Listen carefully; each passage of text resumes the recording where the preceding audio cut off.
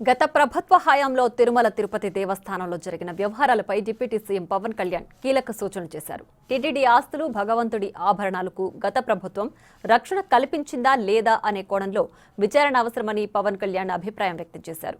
ప్రభుత్వ ఆస్తులనే తనఖా పెట్టిన గత పాలకులు దేవుడి మాన్యాలు, ఆస్తుల జోలికి వెళ్లకుండా ఉంటారా అనే సందేహం ప్రజల్లో ఉందని సీఎం చంద్రబాబుకు రాసిన లేఖలో ప్రస్తావించారు.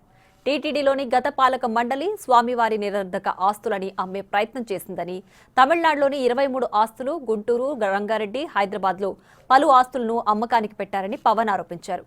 హిందూ సంఘాల ఆందోళనలతో అమ్మకాలు ఆగిపోయాయని డిప్యూటీ సీఎం లేఖలో ప్రస్తావించారు.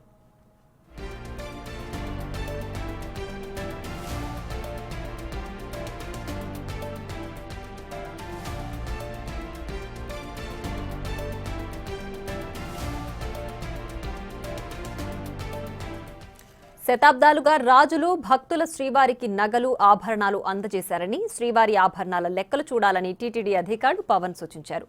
ఆభరణాల విషయంలో ఏమైనా నిర్ణయాలు తీసుకున్నారా అన్న దానిపై దృష్టి పెట్టాలని అన్నారు.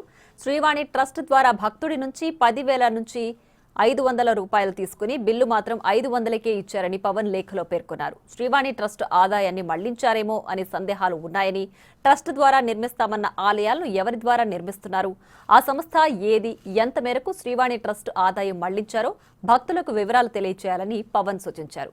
టీటీడీతో పాటు దేవాదాయ శాఖ పరిధిలో ఉన్న ఆలయాలు, ఆస్తుల విషయంలోనూ సమీక్షించాలని ముఖ్యమంత్రి చంద్రబాబును పవన్ కళ్యాణ్ కోరారు.